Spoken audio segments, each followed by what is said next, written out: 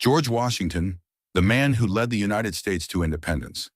Inscribed in the fabric of American history is the majestic figure of George Washington, a man whose influence transcended the pages of books to become a key pillar in the formation and strengthening of the nation. Known as a founding father, Washington not only led courageously during the American Revolution, but also laid the foundations of the Republic in its early days. From his humble beginnings to his role as the first president of the United States, Washington's life is a fascinating story that illustrates leadership, steadfastness, and dedication to the cause of freedom. In this video, we will explore the crucial moments that shaped George Washington's biography, revealing the bright and dark sides of a man who left an indelible mark on American history. As a precursor to the French Revolution and the liberation of America, the independence of the United States was one of the historic events in the transition to the modern era. In this regard, few figures deserve the title of historical figure like George Washington. Washington led the military campaigns of the War of Independence between 1775 and 1783, and was a key architect of the development of a new nation based on democratic principles, which elected him the first president of the United States between 1789 and 1797. George Washington was born on February 22, 1732, on Bridges Creek Plantation on the banks of the Potomac River in what was then Westmoreland County, now part of the state of Virginia. Washington came from a distinguished English family from Northamptonshire who settled in America in the 17th century. The family amassed considerable wealth, primarily through his father, Augustine, who owned extensive land. Augustine, George's father, was an ambitious man who was educated in England. After the widowhood of his first wife, Jane Butler, with whom he had 4 children, he remarried to Mary Ball. Mary came from a distinguished Virginia family and had 6 children with Augustine, including George. Little is known about George's childhood. Washington except that his parents had destined him to be a farmer. Washington did not receive a formal education and attended a rural school between the ages of 7 and 15. During this period, he studied irregularly, first with the local church warden and later with a teacher named Williams. Although Washington's formal education was limited to literature and philosophy, his active temperament inclined him to a solid practical education. He shied away from academic and philosophical concerns, but received a practical education that likely contributed to his future military and political career. By his early teens, he was already quite familiar with the colonists' duties of growing tobacco and storing wine. Around this time, when he was 11, his father died and he was placed under the care of his older half-brother, Lawrence, a well-mannered man who, in a sense, became his mentor.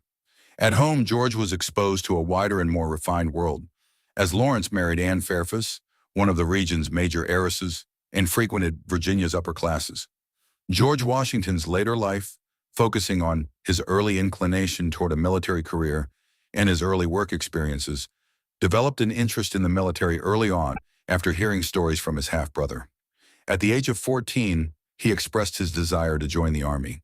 However, his mother was adamantly opposed to the idea, leading Washington to decide against pursuing a military career at that time. At the age of 16, Washington began working as a surveyor. He joined an expedition led by Lord Fairfax to survey land in the Shenandoah Valley. This experience exposed him to grueling days in the open field, without comfort, and exposed him to the dangers of wildlife.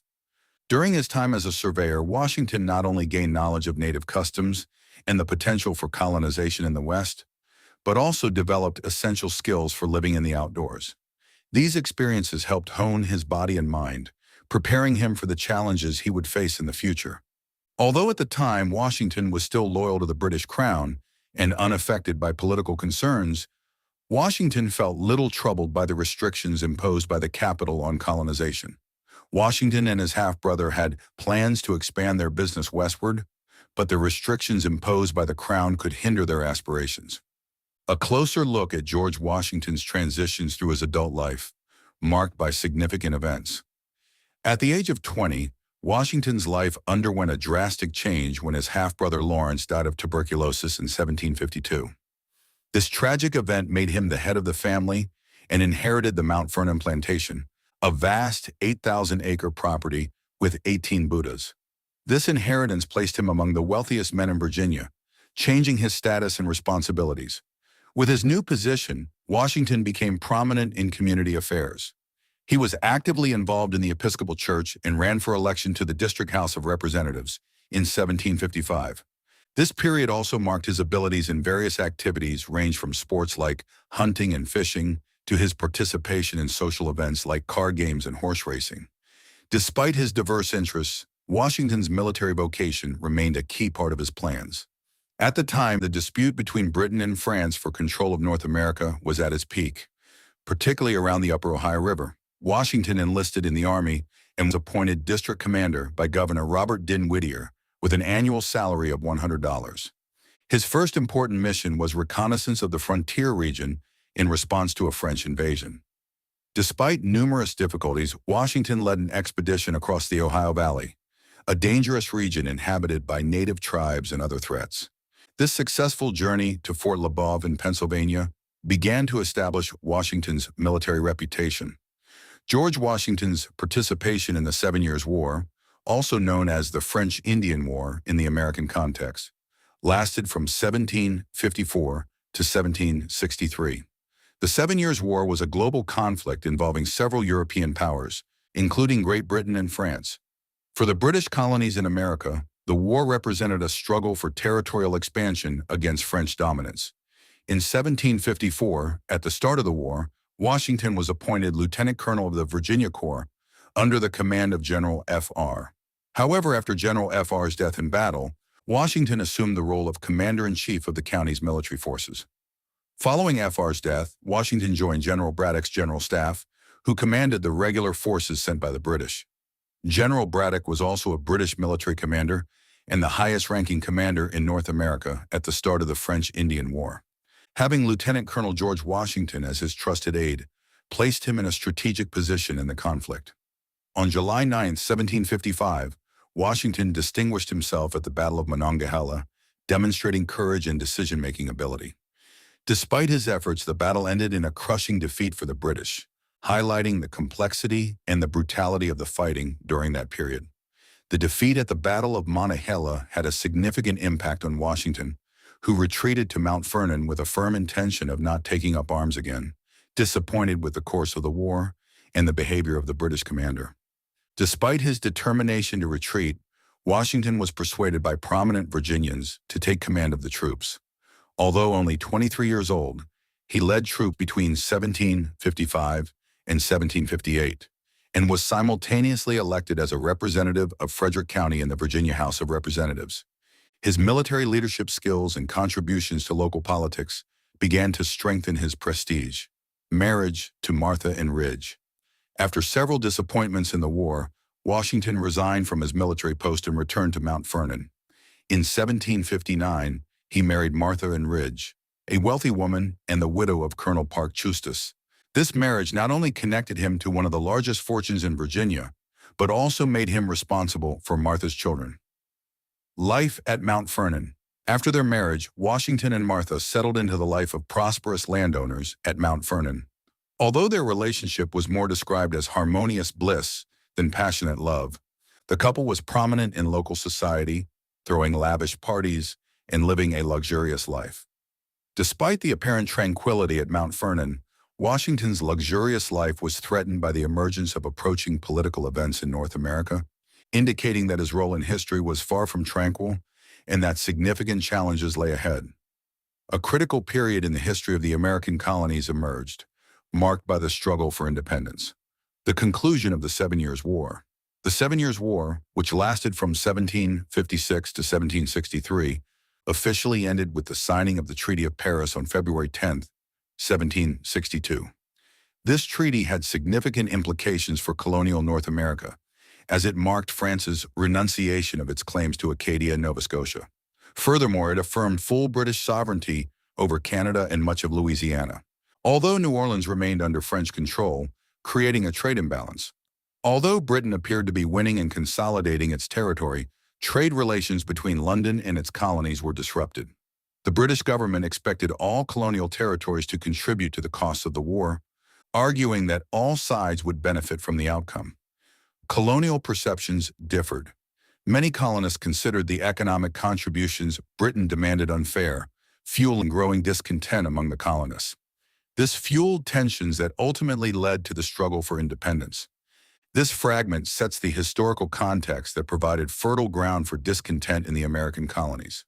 The resulting trade disagreements and financial expectations following the end of the 7 Years' War paved the way for the movement for independence.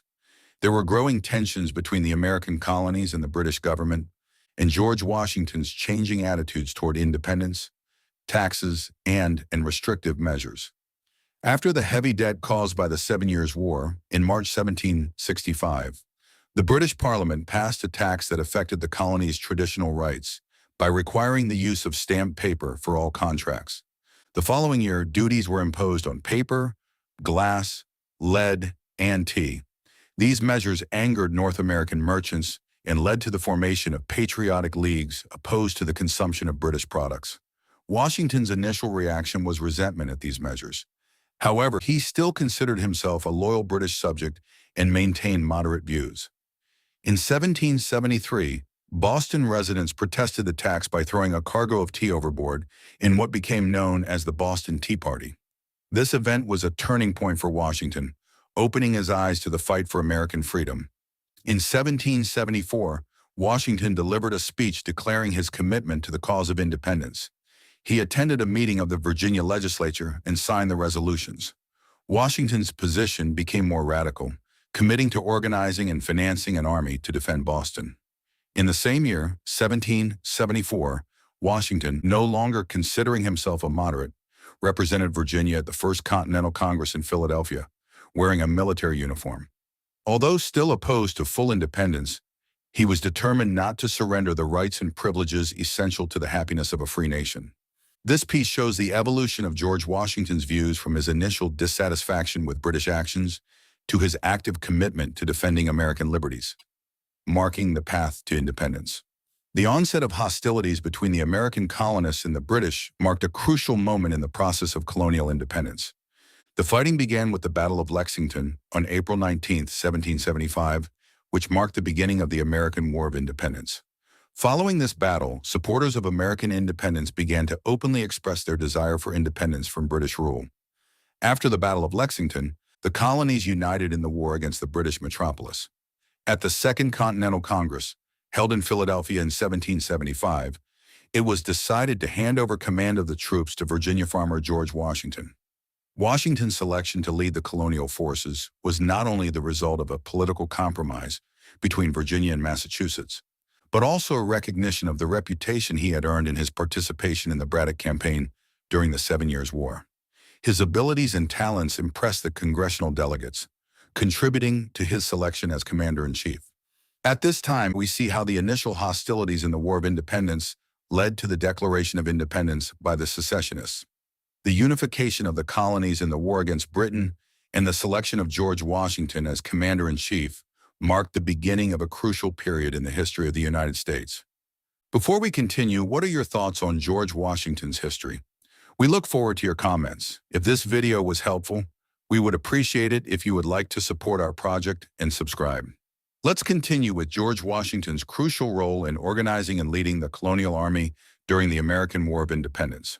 Upon assuming command of the colonial forces, Washington faced the challenging task of building an army from virtually scratch with the enemy in Boston. Although he found over 15,000 men in the city, they were largely a disorganized, hostile, poorly armed, and often in poor condition. Washington demonstrated his remarkable organizational skills and tireless energy in disciplining and training the inexperienced enemy, as well as gathering supplies and enlisting support from the colonies. He established order in the chaotic and disorganized army, preparing it for future operations. Thanks to his efforts, Washington successfully organized the Massachusetts forces that eventually occupied Boston and drove General Howe's British forces from New England in 1776. In 1776, in the face of the arrival of new British troops, the Americans officially proclaimed the independence of the United States. Although Washington was not a strategic genius on the battlefield, his ability to instill confidence in his troops, his tireless energy, and his common sense proved crucial. He maintained the flame of patriotism among his troops and demonstrated his openness by listening to the opinions of the generals under his command. Despite differing opinions, Washington withdrew his troops south and chose to await a British counterattack on Long Island. However, after realizing the numerical disproportionality compared to the British forces led by Howe, he decided to withdraw. Attrition tactics in Pennsylvania. After the retreat, Washington employed attrition tactics in Pennsylvania, attempting to gradually weaken the British forces. This strategy led to victories at Trenton, where he suddenly crossed the Delaware River, and Princeton in 1776. Although he also suffered defeats at Brandywine and Germantown the following year. Despite the defeat, Washington demonstrated skill in his withdrawal, halting Howe's advance on Philadelphia. Although the city eventually fell to the British, Washington did not allow the British advance easily. Despite facing difficulties in Philadelphia, the British forces suffered a major defeat at Saratoga in October 1777. General John Burgoyne, the British commander, was forced to surrender after a siege by General Ames Gates. The victory at Saratoga was a crucial turning point in the war, as it galvanized foreign support for the American cause. These events illustrate Washington's tactical skill, his adaptability, and his steadfastness during the War of Independence, contributing to the ultimate victory of the American colonies. The success of the American Revolution had a significant impact in Europe, especially among encyclopedists and those who adopted the idea of the natural man proposed by Rousseau. Prominent figures such as the Marquis de Lafayette, Count de Rochambeau, François-Joseph Paul de Grasse, Tadas Kosciuszko of Poland, and Francisco de Miranda of South America offered their assistance to Washington's forces. The participation of these foreign volunteers made Washington's task easier. Alliance with France and Spain, the French government, seeking revenge for its defeat in the 7 Years' War, signed an alliance with the United States in 1778. A year later, Charles III of Spain also joined the alliance. French troop assistance was crucial to the victory of the colonial forces. After a difficult winter at Valorges, Washington was able to continue the fight and achieved important victories such as the capture of Philadelphia, the siege of New York, and the defeat of Lord Cornwallis in October 1781. The surrender of General Lord Cornwallis on October 19, 1781, marked a milestone in the war. This victory brought definitive recognition of the colony's independence by Britain. A peace treaty was signed at Versailles on January 20, 1783, marking the official end of the War of Independence. This event solidified independence. The United States established new diplomatic relations between the former colonies and European powers. The influence of the American Revolution in Europe, the arrival of foreign volunteers in Washington's army, the alliance with France and Spain, and the decisive victory that led to the recognition of independence and the signing of a peace treaty are noteworthy. George Washington was a nation builder during and after the War of Independence. In the midst of the war, Congress passed the Acts of Confederation in 1778. This was the first attempt to form a homogeneous bloc with all 13 states of the Union. However, this political formula proved inadequate, as both during and after the war, a strong central power was needed, rather than a government with no clear authority. In this context, George Washington, at the height of his prestige and fame, thanks to his military successes, faced the challenge of national reconstruction. Although several prominent figures offered him the crown, Washington refused to accept. Instead, he focused on fighting the monarchical reaction that was brewing. Emerged in several regions of the country. His rejection of monarchy was crucial to maintaining the republican principles of the new nation. Washington recognized the need to establish a strong constitution to guide the new nation. His leadership and authority were crucial in promoting the idea of a stronger and more effective governmental structure. This period saw George Washington's transition from military leader to nation builder during a crucial period in American history marked by the War of Independence and the challenges of creating a unified and stable nation. George Washington's strong Federalist position and his role in the formation and strengthening of the American government through the Constitution of 1787 are evident. Washington supported a strong federal government that could defend American interests internationally and balance the partisan tendencies of the states. This position contrasted with the Republican view that prioritized the political and economic independence of the states. Although there were, despite these differences, Washington successfully reconciled the Federalist and Republican positions. This agreement was enshrined in the Constitution, ratified on September 17, 1787, and became the first written constitution to establish a form of government for a nation. After the Constitution's ratification, Washington was elected the first president of the United States in 1789. His election was supported by his organizational skills and leadership. When forming his cabinet, Washington selected prominent leaders representing both Republican and Federalist positions. Thomas Jefferson, Secretary of State; General Henry Knox, Secretary of War; Alexander Hamilton, Secretary of the Treasury; and Edmund Randolph, Secretary of Justice, formed a balanced cabinet that allowed for effective coordination and direction in the country's governance. Washington implemented a strict fiscal policy to address the country's economic problems. To stabilize the country, he tied large capital to the state and established the Bank of the United States. In addition, he encouraged industrial development through protectionist policies supported by the bourgeoisie. This section highlights the ability of Washington's balancing of conflicting views, his leadership in establishing an effective federal government, and his economic measures to stabilize and develop the young United States. Elected to a second term in 1793, despite initial hesitation, Washington was persuaded by Thomas Jefferson to accept a second term in 1793. During his second term, Washington faced the Whisk Rebellion in the West. This rebellion arose as a protest against taxes on liquor and was suppressed by troops sent on the president's orders. Another significant challenge was the ideological conflict between Thomas Jefferson, Secretary of State, and Alexander Hamilton, Secretary of the Treasury. This conflict escalated due to the radicalization of the French Revolution and the conflict in Europe. Jefferson supported revolutionary France, while Hamilton urged American neutrality in the European conflict. Despite his initial attempts to maintain harmony between Jefferson and Hamilton, Washington, after war in Europe was declared, he chose neutrality. He supported Hamilton's position and expressed pro-British sympathies, even though the United States had significant debts to France. Washington's pro-British stance led to a weakening of relations with France. Thomas Jefferson, who disagreed with this policy, left the government and, from the opposition, expressed his opposition to presidential centralism. Political decline and the final years of George Washington's life.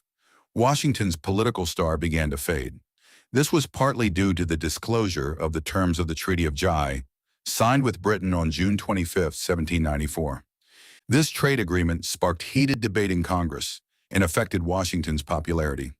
Although elected to a third term as president, Washington firmly refused. He expressed his desire to return to a quiet private life and expressed his concern about the temptations of dictatorship that could threaten the democratic origins of the struggle for independence. Washington returned to his plantation in Virginia, spending the last 2 years of his life caring for his family and his property. This action reflected his unwavering commitment to Republican principles and his rejection of all forms of authoritarian rule. In 1798, he was appointed Commander-in-Chief of the Armed Forces due to the threat of war with France. However, this role was temporary, and Washington returned to private life after completing his duties. George Washington died on December 14, 1799, at the age of 67, from acute laryngitis. Throughout his life, he faced the dangers of the battlefield and the challenges of politics with characteristic composure. Washington is remembered as first in war, first in peace, and first in the hearts of his fellow citizens.